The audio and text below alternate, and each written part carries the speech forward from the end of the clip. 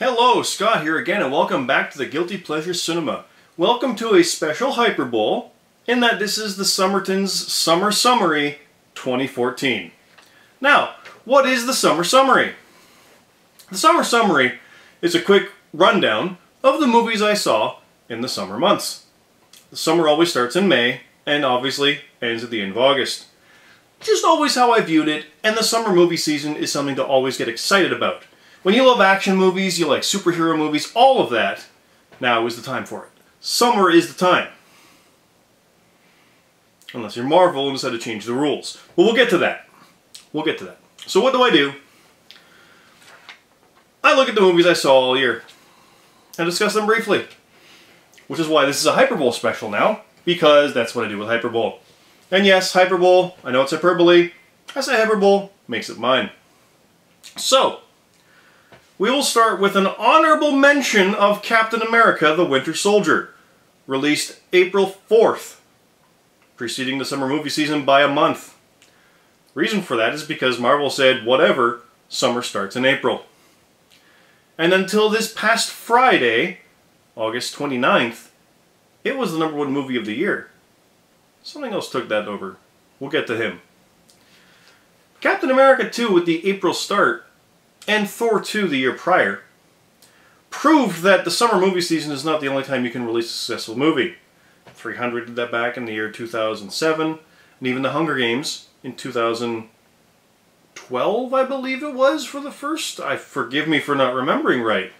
But released this in November and such now, and the Bond movies are November-based usually, and they've broken the rules. They move stuff around, proving that you don't need to release a movie in the summer to be successful. But the usual summer movies were always in the summer, and it was always the May opening weekend, which has been held by a Marvel or related movie since, I believe, at least 2007's Spider-Man 3. I don't remember 2006's offhand, but Iron Man had it, and Thor, and Amazing Spider-Man 2 was going to, that 2 did as well. Amazing Spider-Man didn't, but the idea of opening has always been a Marvel thing. Until Cap 2. Cap 2 just went to April anyway. The actual May opening was The Amazing Spider-Man 2. And it's the first comic book related movie that I have not seen in theaters since 2004's The Punisher, 10 years ago. The reason for that is I saw Kill Bill Volume 2 instead and never got around to Punisher. I have the DVD. It is here. A recent acquisition. I've still not seen it. And I've not seen The Amazing Spider-Man 2. The first Amazing Spider-Man, I will reiterate from my 2012 reviews, surprised me. Here we have a franchise 10 years on, restarting, with an origin story changing things that no one wants. And yet, coming out of that movie, I was very surprised. I was very, very surprised with how enjoyable it was. I knew that I wanted to watch it, but I had no interest in doing so. It was that kind of thing. And 2 was more of the same. So much so that I never got around to it, either on opening night, or a cheap night, or in a matinee, or anything, and now it's on DVD and Blu-ray, and I don't own it. I don't know if I will bother. I've heard it's a romantic comedy that has Spider-Man in it. Maybe that works. Some of the designs, they don't work for me. I don't like Harry Osborn's look. I like the Gwen Stacy character and look with Emma Stone. Peter Parker's okay. I just don't know. And it astonishes me that the May opening weekend I didn't go see a movie. Oh, I believe I did, but it wasn't that. But it's astonishing. It's amazing that I didn't see it. I didn't go see Lone Ranger when it came out. Normally I'd see that.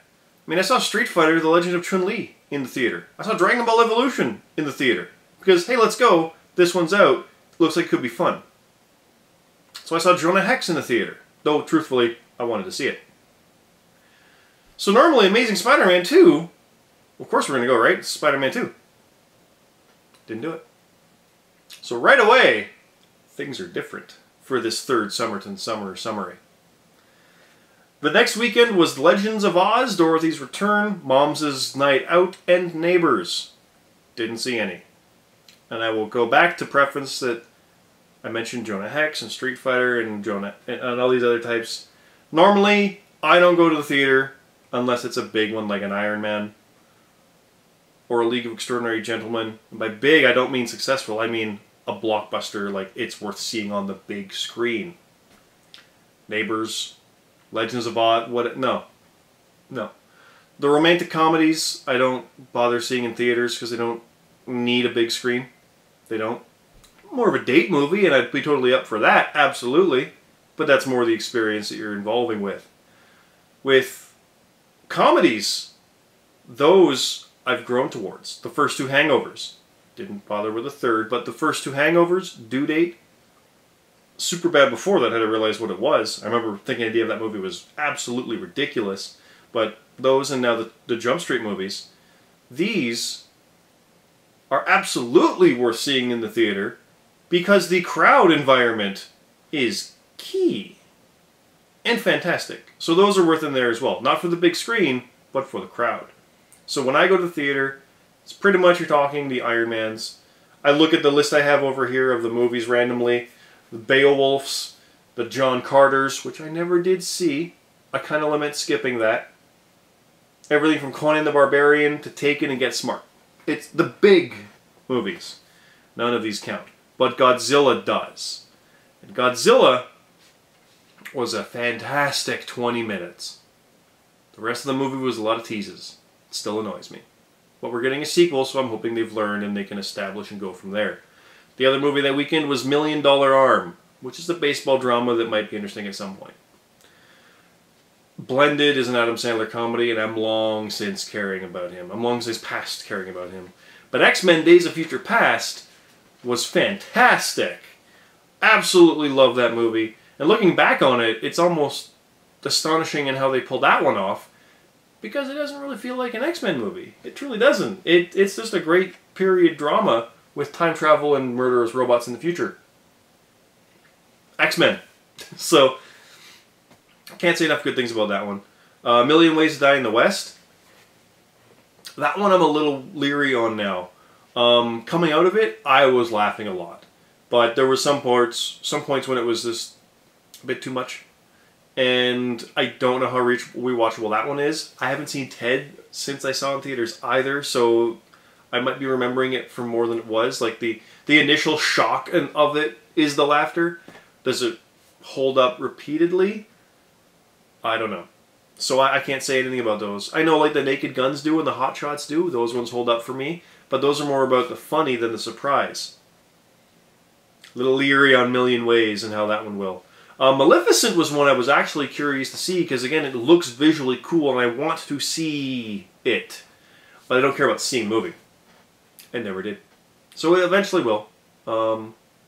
If it works in the Snow White and the Huntsman way, we could have something, but a little leery on that. And then we have The Fault in Our Stars, which I didn't bother seeing, as I've mentioned. And Edge of Tomorrow, which as of that point was the best movie of the year.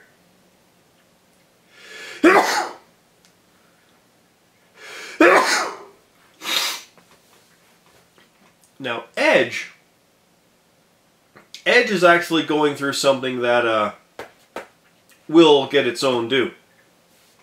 Don't you worry. And yes, this is the out of context reviews. The storyline stuff is it stuff.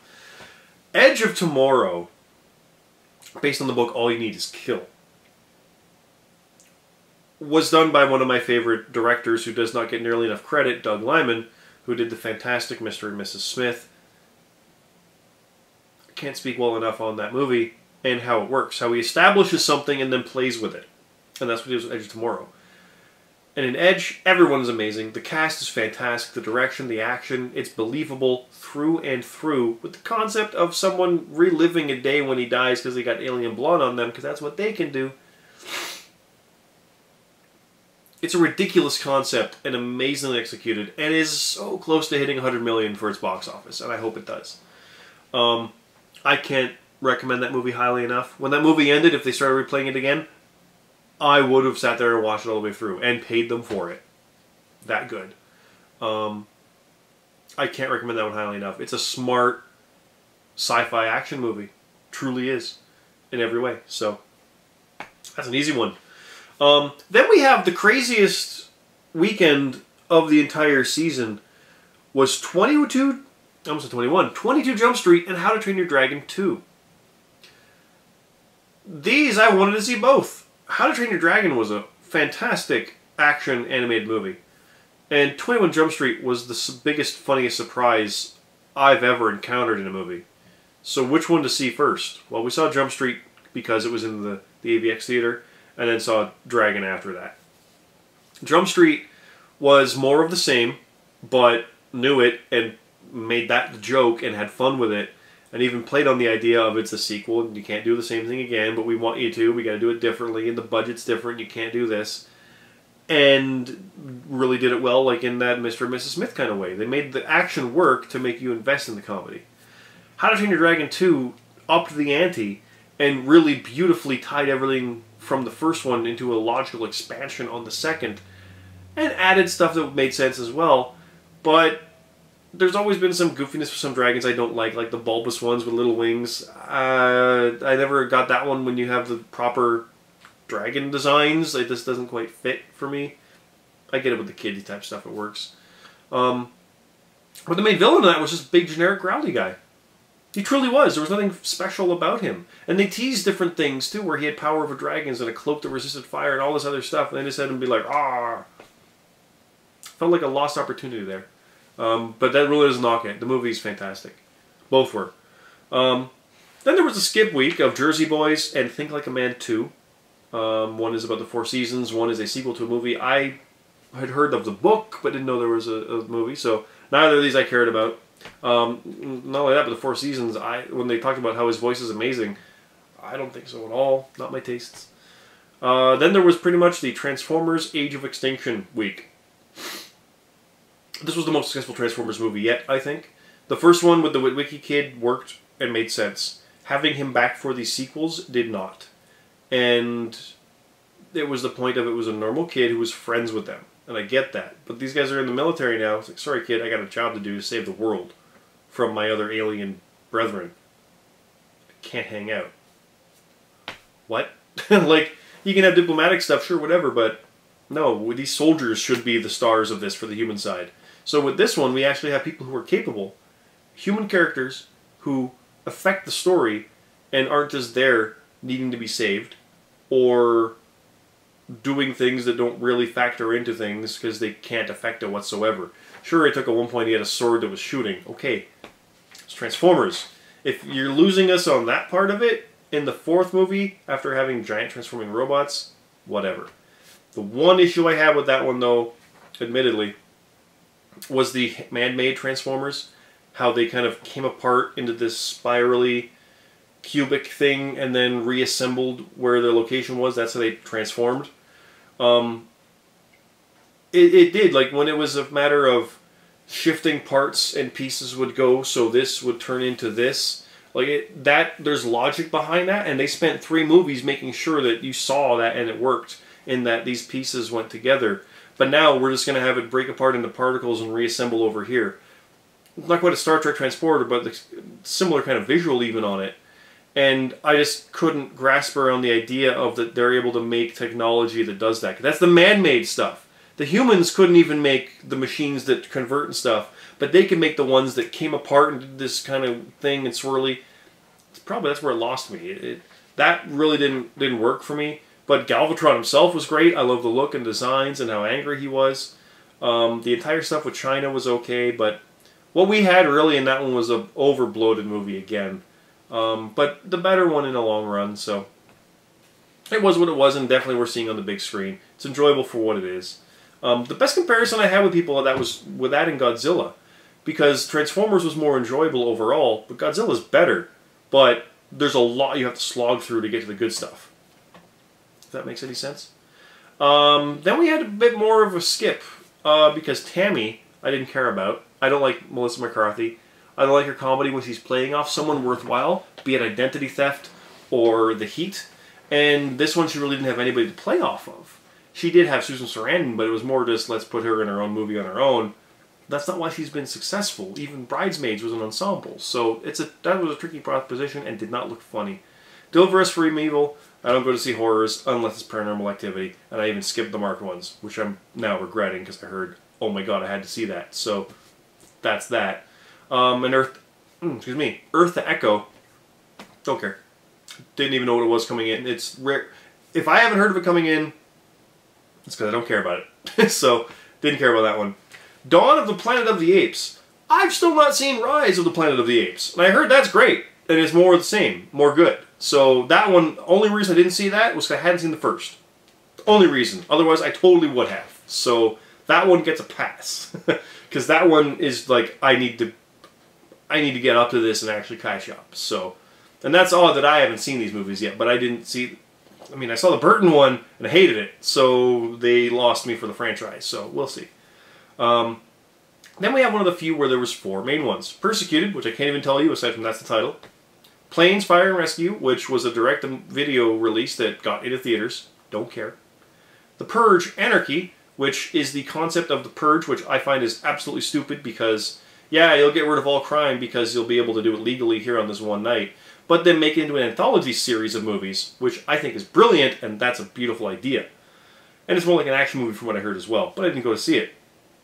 Because the Purge idea is still stupid, because if the Purge happened, I could go to my neighbor and kick down his door and beat him with a baseball bat, not till he dies, but then, you know, hit his dog, and break his TV, and cut his hand off, and pee on his floor, and while I'm doing that, someone I don't even know could crash their car into my house, and all this stuff, and then I could leave and come back home, and then the day is over, the purge is up, and there's no repercussions. But I have to live next to that person, he has to live next to me. And every day, oh yeah, how's it going? Yeah, you know, no hard feelings. It was the Purge. What? That's the stupidest thing. And when you know what's going to happen next Purge, it's going to come after me. Like, it's the escalation of all of that is ridiculous. And I even know a scene from the first movie. Spoilers. There's a scene where there's a standoff, and they just wait till the morning. And now they can't legally do anything about it because the purge is over. You can't shoot me now because I made you sit here and wait and we, you know, curbed that. And you're supposed to go back to your normal everyday life? My problem with the purge and the whole concept of that is akin to when you hear people talk about allowing gay marriage. What's next? Bestiality? No. Why? What kind of thing is that? Are you saying that the only reason that you don't do bad things is because it's in the Bible to tell you not to? And that if it wasn't in the Bible, you'd do it? Because you're presuming that people would. If it's not in the Bible, you're presuming that people would just absolutely do it. Is that because you would? Why do you just assume that because it's not illegal, that people are going to be insane idiots? Like, there's common sense. It says that you shall not commit adultery. You're telling me that because it says that is why you don't do it. That's why. Because it says not to, you don't. You know why I don't? Because it's adultery and stupid, and why would I ever do that? It's a horrible thing. I don't need the Bible to tell me not to.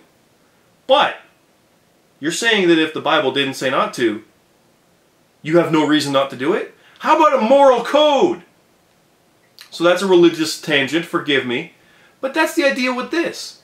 Are you telling me that because people are able to have a free time to do whatever they want, they will? Nice, normal, everyday people have it in them to do that? You know what they are? They're psychotic, and they're not nice and everyday normal people. It doesn't work. That's how ridiculous that concept is. I can't grasp that one. I just can't get over that. It doesn't make sense. I normally don't go into tangents like this on the Summerton Summer Summary, but come on. And that's why I did not see The Purge Anarchy. Even though I get the idea of an anthology series within that, the concept of those movies is the stupidest thing ever. Well, not ever, but it's up there. Like, there's no way a world society would do that. Or it's in America. Do you realize how insane that gets? Like, the people who are truly psychotic aren't gonna stop just because it's 6 a.m. They're gonna keep going. Or they're not gonna wait. Like, imagine, like, in these movies you see it, you're driving through the wrong part of town, and you know people are jonesing for the purge. Like, I got a purge. That's lines from the movie. You would never go anywhere a week out of that. Like, you would have fortifications, you would have ammo, and this is for just simply house protection. It's like Cabin in the Woods, Living Dead. No. No. Like, it's ridiculous. It's so stupid. And the world will not allow that. Like, you do that once a night? No. No, we're not trading with you. We're having nothing to do with you. We're closing our borders. You're not allowed. Like, what happens? It's the purge, but what about the border guards for Canada and Mexico? What do those guys do? It's legal. The country's allowed to do whatever they want. But that one doesn't. And that one wants in. Can these border guards just leave? Can they shoot people in Mexico or Canada over that border? Because they're in the country, they're allowed to, but they're... Someone had an idea, and maybe it was along those lines of the Bible thing, like I said. Like, oh man, if you could do this, you'd be doing this. What's next? It's not escalation. God, what, are you insane? Let's move on to Hercules. Hercules was fantastic. Hercules is The Rock playing Hercules. And yes, Dwayne Johnson. That movie was not anything like I expected. I expected to see Hercules doing the 12 labors. Turns out he already did them and he's doing other stuff now. And they weren't even the labors. That preview set for that movie is the opening 5 minutes. And then he's doing awesome stuff with a band of mercenaries. Oh, I love it's so fun. It's great. And I can't speak highly enough of that one. Lucy I wanted to see but heard weird things about. Good things, but also weird things. So I did not see Lucy. I still could, but I passed on that one. And So It Goes, I don't even know what that is. Much like Persecuted. And then we have August with Get On Up! James Bond movie. Whatever. And Guardians of the Galaxy. That movie's the new Star Wars. Seen it twice. Last movie I saw twice in the theater was Avengers. And yeah. Guardians of the Galaxy is Star Wars. Like, it's everything Star Wars wants to be without being Star Wars. Consider the fact that we've come from Iron Man, where a man spent the majority of a movie trying to perfect flight technology, which became propulsor rays, and was fiddling with that, trying to make it work and going through trials and tribulations of that, to now we have an opening scene of this guy dancing with a Walkman, seeing a cavern with a pit monster in it, just pulls out a little thing, puts it on his boot, and lands and keeps dancing as he goes. We've come that far since 2008 that the acceptability factor is here. Marvel has fantastically educated us a bit further and further with this whole cinematic universe. Guardians has amazing characters, amazing action, amazing music, amazing cinematography, amazing everything. There is not a single thing I can complain about in that movie, aside from the fact that sometimes there's a line that gets so big a laugh, you don't hear the next one. Mostly because Drax is a little low talker. It's still the best movie I've seen all year. It surpassed Edge, and I could watch that movie more often than Avengers. Avengers might be better overall in the overall structure of what it is and what it was doing as well. It's unprecedented combining all the characters like that in a movie. But it still takes a long time to get to its team, and it's establishing, and which is a core part of it and wouldn't work otherwise, I feel. But Guardians just kind of jumps in saying, here's some guys, go. Like, we don't need 4 movies to set this up. We're doing Avengers again in space. And, by the way, it's Star Wars. Like, there's a raccoon and a tree and 2 green people and a dude with a Walkman. And it's amazing. I can't speak highly enough of it. It's fantastic in every way.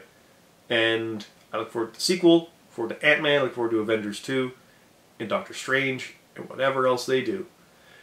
And because it's the #1 movie of the year, just surpassed Captain America 2, and really only has Hunger Games Mockingjay Part 1 and Hobbit Battle of the Five Armies to worry about surpassing it, which admittedly Hunger Games probably will. I look forward to all of our knockoff movies about crazy ragtag groups in space. Are we going to get a talking cat with a walking metal beam? And a pirate smuggler with a large blue man? And a purple assassin? Like, I know it's not going to be that on the nose. We all know that. But nothing this successful doesn't get ripoffs. It's going to happen. I look forward to our glorious bounty of Guardians of the Galaxy ripoffs. Come on, it's going to be great. So I saw that movie twice. And I also saw Teenage Mutant Ninja Turtles. This... I don't feel that they look ugly. Well, they are, but not distractingly so. They're mutant turtles. It works. Them being 6 feet was kind of weird, because I am used to them being smaller, yes, but mutated, giant, whatever, okay, they're monsterish.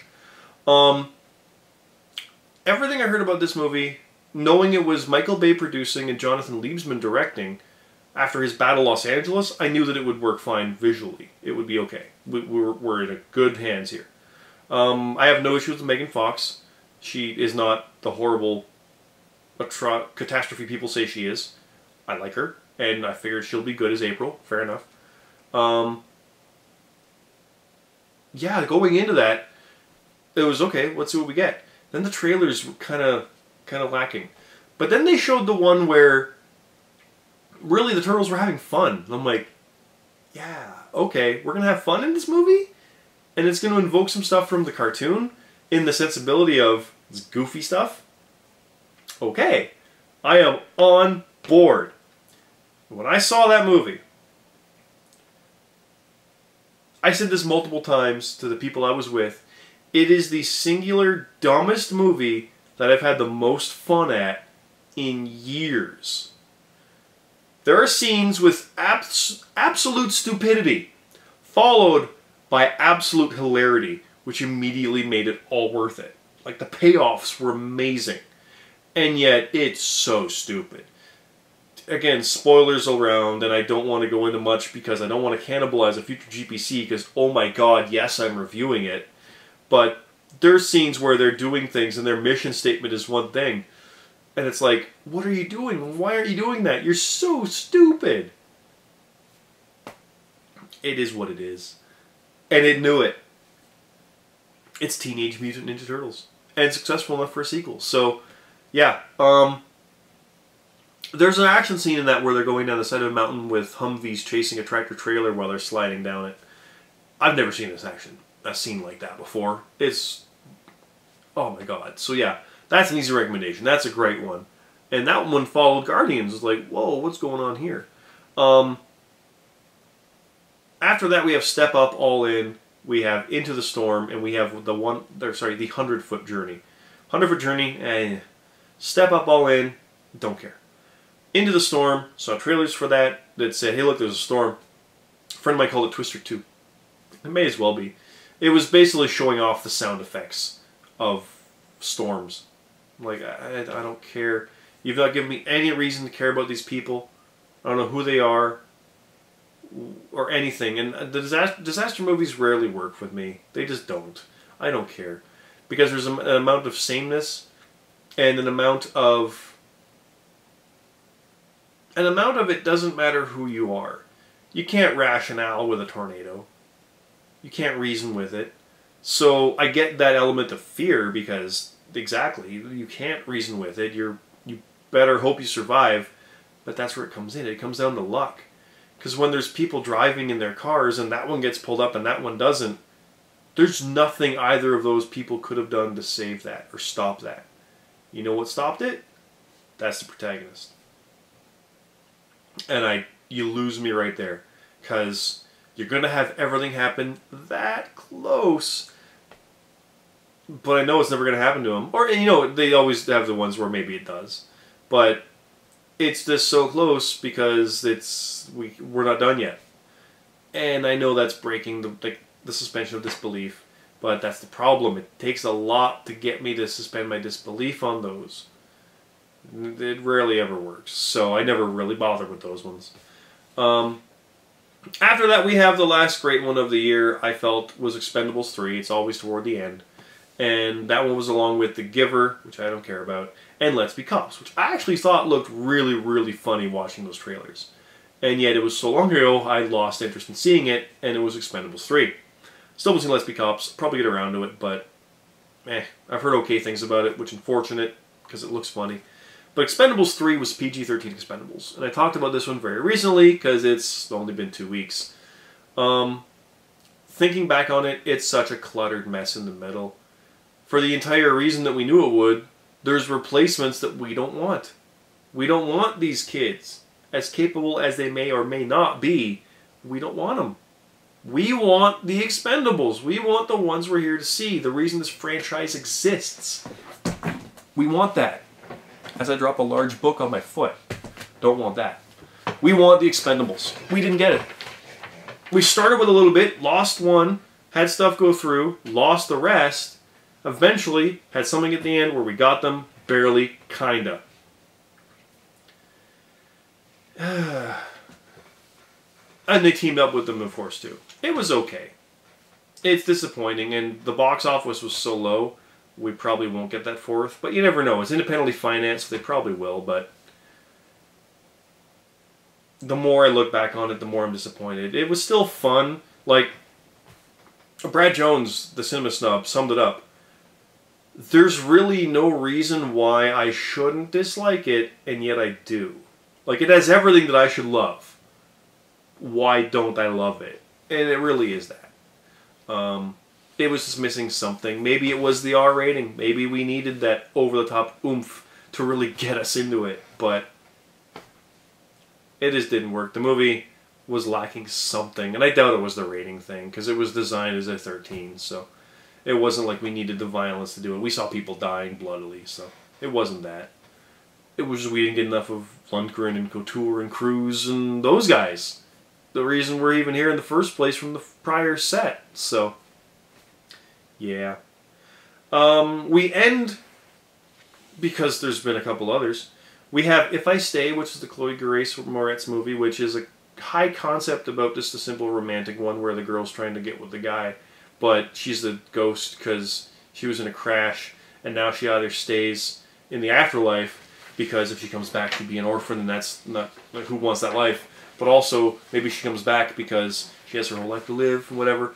Concept is good. Concept's there, and Moretz I like. I'm not going to go to the theater to see it, but that's a high concept for what amounts to, you know, getting the guy and living happy ever after. Like, it's often odd when I see a high concept on something like that. When the Game Stands Tall is a baseball one, I believe, and I don't care. But then we have Frank Miller's Sin City, A Dame to Kill For. Very recently did Hyperbole on that, last week. And I maintain that it actually is a lot of fun. The good parts are worth it. The draggy parts are draggy, but they're not outright bad. I know, again, the group I was with, they're like, oh man, these parts were horrible. No, they weren't. They were Sin City. If it's not your type, then there you go. And maybe that does mean horrible. I don't know. It's a hard one to really describe, but I feel that it took some steps back in making it, but that's so that they could truly cut together Sin City and Dame to Kill For into whatever sections you want, and it would look interchangeable. Like, it wouldn't look any different now than then. So, I enjoyed it. The soundtrack is fantastic. I love the Rodriguez's themes to it, so it's really good. And good fights. Like, it had payoff we wanted from the first, but didn't kind of realize, like, more stuff with Marv, stuff like that. Is it overall worth it? It's a hard recommend. It truly is, because it's not for everyone, so that's that. And the ending of it was the ones that came out this week. The November Man and As Above, So Below. November Man sounded like a very generic Pierce Brosnan action movie, which is kind of surprising to be in theaters. And As Above, So Below was found footage in hell or something? Don't care. The last one, I'm going to see tomorrow. The last one is Ghostbusters. The 30th anniversary. 1 week limited engagement, and we're getting it here. So I am going to see Ghostbusters in theater. I didn't see it in 1984. I was 6. Love the movie. I saw 2 in 89. And I have the video game on Xbox 360. Yeah, Ghostbusters in theaters? Are you kidding? That sounds fantastic. It made about $2 million just in the re-release alone. So, yeah, that's the summer summary. Next year, I don't know what to expect out of what we get. Because, yeah, we got Avengers 2. We got Ant-Man. That's about it. It's going to be a weird one. A lot of stuff is really 2016 right now. So, it's going to be very interesting to see what we get next year for this. So, that's it. I'll cut it here. Like I said, it's long with tangents. It normally should just be a summary of stuff, but there you go. By all means, like I said, check out GuiltyPleasureCinema.com. All my other reviews, the regular stuff, the indications, the overrateds, the trailer fists. Check out the other Hyperboles as well if you want to see more detail of the reviews as I do them.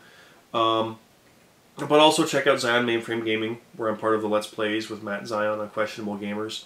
Also check out Reckless Eating, where I do kind of every couple weeks when Matt puts it up, but Scott's exclusives, where I review Canadian food items that I did not send to him. I do still send him stuff, so he gets it. I'm basically his Canadian dealer. But it's also easier for me to go get it and review it, and there you go. So, lots of stuff going on. I always keep mentioning Turning Heel. I do continue to put up prediction videos for the events as they come up. That series resuming, we have Best of Intentions for, but we've not done it since April's WrestleMania preview. We only did the 1 episode. So, it's just a matter of circumstance and a victim of timing, unfortunately. But always lots of stuff going on, and always lots trying to come up. And Hyperbole will continue, because I do have at least one movie that I do need to still get to. That one. It's coming. I need to see it. And I should probably do this one too. That's one I could also do. So I get movies, and I've not seen them in theaters. This one really should have been a summer one, but it was more April as well. What do you think? I should probably keep reviewing stuff that I've not seen yet, that I have, on Hyperbole. Because it used to be the Guilty Pleasures test. Is it a guilty pleasure? Well, there's no way this would be on that. So how would I review it? Hyperbole. So Hyperbole, not just for theatricals, that's the idea, but it's movies as I see them. That's the kind of the point. So I don't cannibalize a GPC as well. But I'll keep doing those for that, I think. I know I've got more around here as well, but those are the 3 mains for now. So I'll keep doing Hyperboles for that. Summerton Summer Summary will return next year. And I promise when I do the movies of 2014 it won't be quite as long. So thanks again for watching.